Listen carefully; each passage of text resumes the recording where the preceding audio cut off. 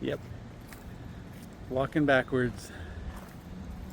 I don't know, with a camera, it's kind of easy to walk backwards, right? Because you can see what's happening in the rear view mirror. So if there's a tree, there's an obstacle. That's one thing, like a massive obstacle. But there's a hole in the ground.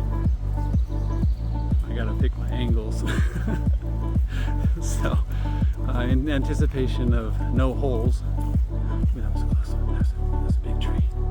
And Chloe and Kiwi running underneath my feet, which they've been trained well enough to not do that.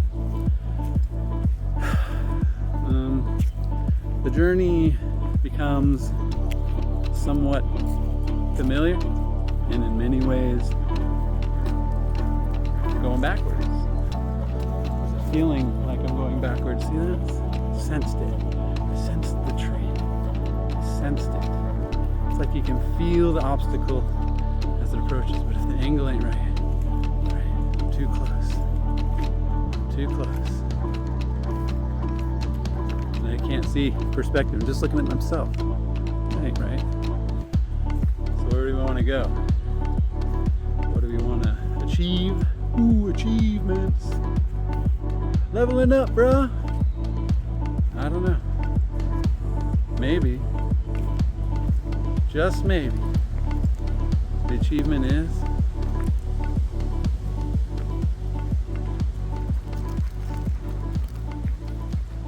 a new beginning. Right at the start. Let's go.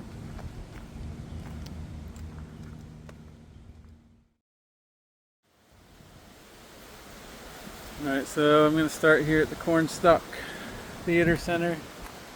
The new star of the show. Of course, Chloe. Chloe's the puppy. She's a Catahoula leopard. And she's very similar to Kiwi in that they're both scent hounds. There's some pretty drastic differences, however. One is, well, I don't know this for certain because she did just kind of land in my lap, if I'm full on honest about it. But, she is purebred. And Kiwi, on the other hand, my Ridgeback, the backup singer, if you will, this time around. She's 10 years old, and I don't know exactly what her other breed is, because she's definitely the Ridgeback dominant, but like a German the Malinois or German Shepherd, I'm not sure. She's got some really distinct things going on with her coat that any number of things could be also in Kiwi, but very differences between them. Although they're both scent hounds, they're really good at tracking and staying close. Is one, the nurturing aspect, right? I don't know what the hell I'm doing the first time. When I got Kiwi, I didn't do a lot of the things I've done with both Sunshine, which was a male that I kept from Kiwi's litter quite a few years back now. And since learning all those lessons with him, relative to Kiwi, is what Chloe brings to the table. And nothing's really ever perfect, but you learn a lot of lessons along the way. I think it's kind of inevitable. And ultimately, just like the willingness and wanting to re-investigate the brand new land that I am introducing myself to with Chloe. I was so excited, I swear to God. I got her this new thing. I've never used this with Kiwi, for example. One of these. Kiwi just kind of roams free. She stays close, and Chloe does too, but the puppy aspect of things is, if there's something crazy out there and you can't pull her back, then unfortunately I'm just not willing to risk that right now. But we're at a disc golf course at Laura Bradley Park, and really just kind of like investigating new parts of this thing. It's very similar, though. This is one big, I don't know, I guess I wouldn't call it a reason, but definitely a comfortability about this space. It's very familiar, is that although it's a brand new location out here in Peoria, Illinois, at Laura Bradley Park, it's very similar to a lot of the places and parks that I was able to discover while living in Spokane, Washington, especially when I had Kiwi out in Kiwi Walk episodes and those first initial 4 seasons. And it's on an old channel and it's a little lost in the archives, if you will, but the reality exists that just because it has happened in the past, and there's new scents all constantly on the ground for us to chase, just like these guys teach me so consistently and all the time. We have to take the opportunities to enjoy and appreciate what we have. This trail, this outline of a obstacle course in the form of a disc golf course, it has a lot of correlations to memories and nostalgic, even though I've never been here before.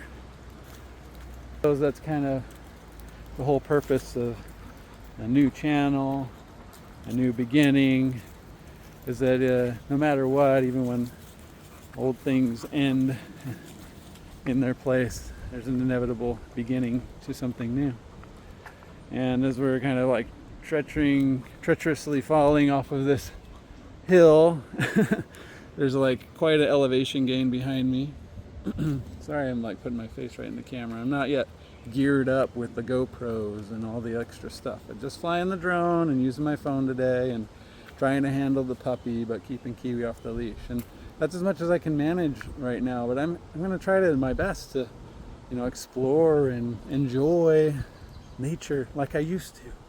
Like there was this guy a long time ago who just really needed to get out of the damn office, out from behind the fucking screen, if you will. Excuse my language, but it's true. Like, fuck him. He wasted a lot of damn time. And at this point, I get an opportunity to allow the dogs to have new experiences when I allow myself opportunity to explore new experiences as well, new places. This was the craziest thing when I moved from, my last residence in Utah and working for the company I worked for. There's just so many damn employees and a lot of people who, I'm very fond of, and they know me relatively well, but I'm not an open book in person generally. This is kind of more of my space to put what I want out there, the tendency of social media, right? To edit and look at the best shot, the best angle, all the top of the tippy. So, in person in this arena of life with my left hand tied to a puppy who is more excited about why mama and sister Kiwi rather is off the leash over here searching and able to follow her nose, why this girl needs to just behave and stay on her leash. She's still learning, just like I am too. Like, we have to continue to learn. There's probably only one thing I've been able to teach Kiwi in her latter years, and it was more for my benefit and her benefit. So like, there's motivation in her pain, of her leg, basically. So Kiwi has these short bursts of energy. She's over here chasing a squirrel across a limb. She's really good at chasing live animals, by the way. But what was I saying? Oh yeah, so Kiwi, she has this issue with her right leg. It's ironic too. It's kind of interesting because I too have a lingering issue in my right knee. And so ever since, there's so much synchronicity between what Kiwi has become and what had become of me prior.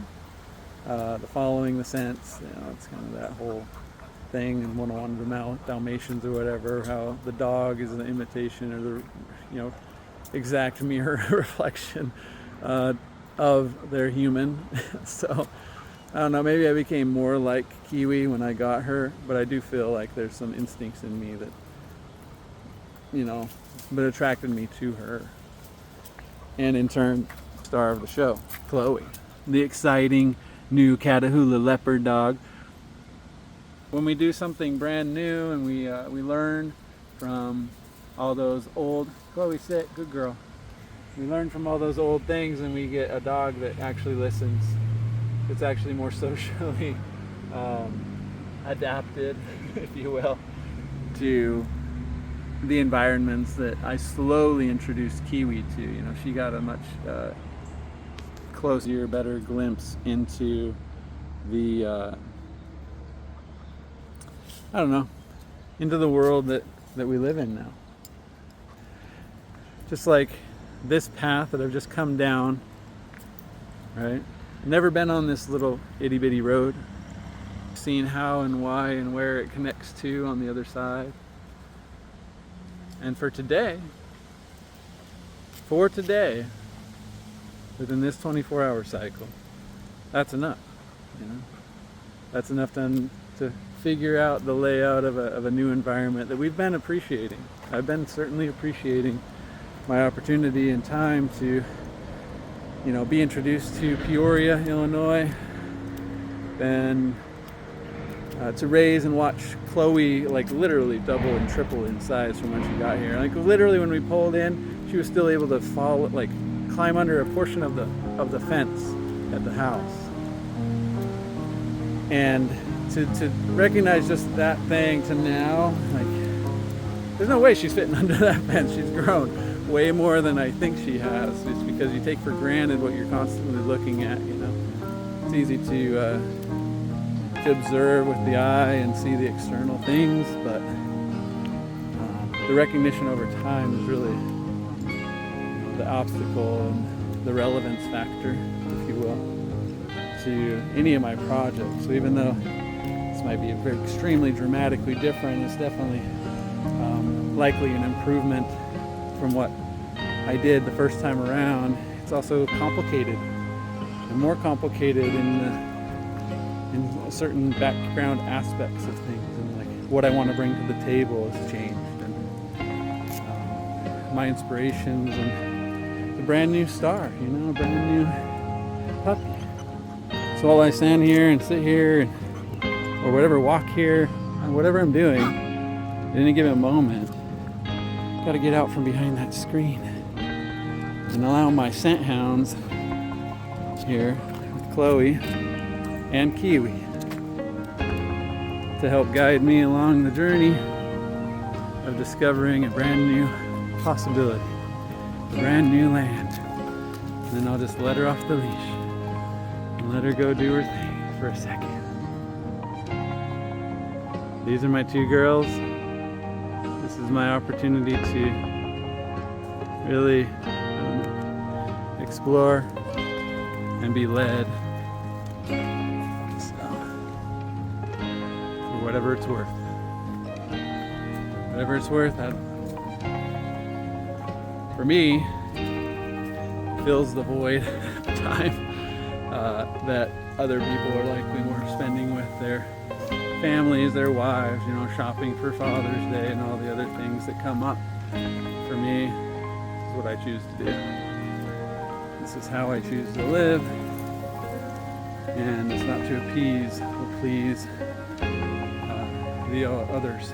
There's a lot of people that have opinions and their own trajectories and their own dispositions and inclinations, proclivities, blah, blah, blah, a million different words. So I hope you find an understanding in this. Peace. Good girl. Load up. Load up. Let's go. She's not that excited about load up time. Kiwi knows. Let's go, Kiwi. Load up. Good girl.